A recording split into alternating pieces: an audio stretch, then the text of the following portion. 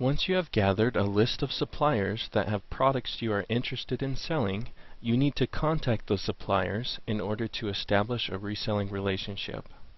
Now, establishing a relationship with a wholesale supplier can vary in difficulty depending on the supplier you are contacting.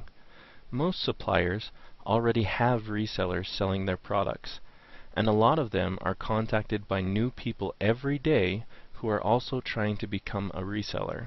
So making you a reseller is likely not at the top of their priority list. Because of this, when contacting suppliers, you need to make them understand that they are going to benefit from your relationship. The way that you establish a relationship with a supplier also differs depending on the supplier you are contacting. But here is a simple 3-step contacting process that you can use when trying to set up a relationship with a supplier. Step 1. Send a BCC email to all suppliers you are interested in setting up a relationship with, stating your desire to become a reseller of their products. Go to gmail.com and log into your account. Once there, click on the Compose Mail button on the left-hand side. Now in my case, I already have a draft started, so I'm going to use that. Underneath the To field is a Add BCC link. Click on that, and the BCC field will appear where you can enter your supplier's emails. Now BCC stands for Blind Carbon Copy. When you send a BCC email to multiple recipients, they will all receive your email, but will not be notified that the other recipients were also sent a copy. This allows us to start the contacting process for all your suppliers in one simple step. Copy and paste each email address into the BCC field, separating each one of them by commas. Once you have inserted all of the email addresses of your suppliers into the BCC field, it's time to create the actual email that you're going to send to the suppliers. You can see that I've created a subject for this email that says we are interested in becoming a reseller of your products.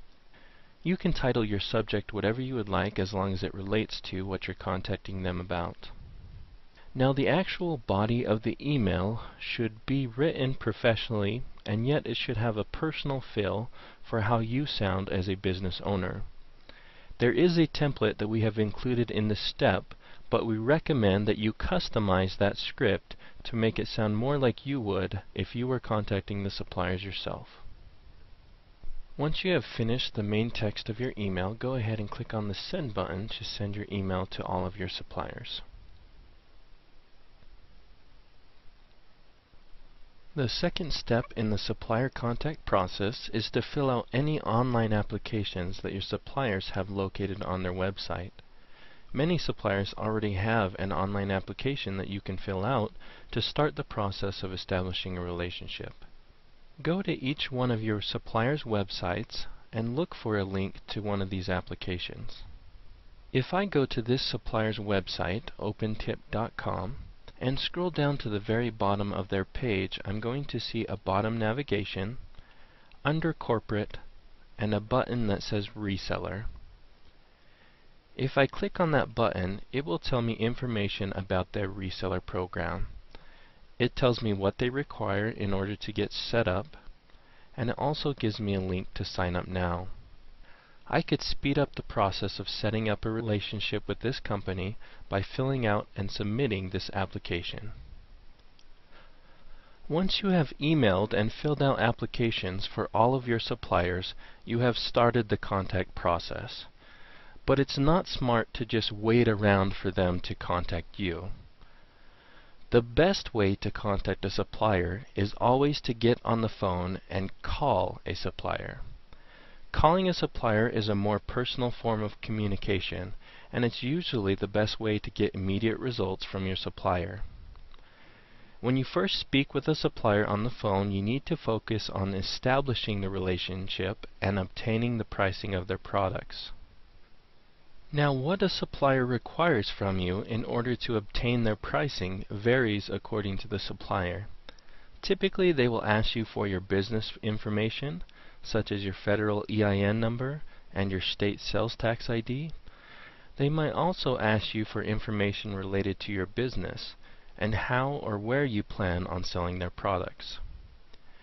You can use the script provided in this step to help practice what you are going to say to a supplier, but keep in mind that each supplier is different, and as such, every conversation you have with a supplier is going to be different. Don't get discouraged if you aren't accepted by a supplier the first time you talk to them.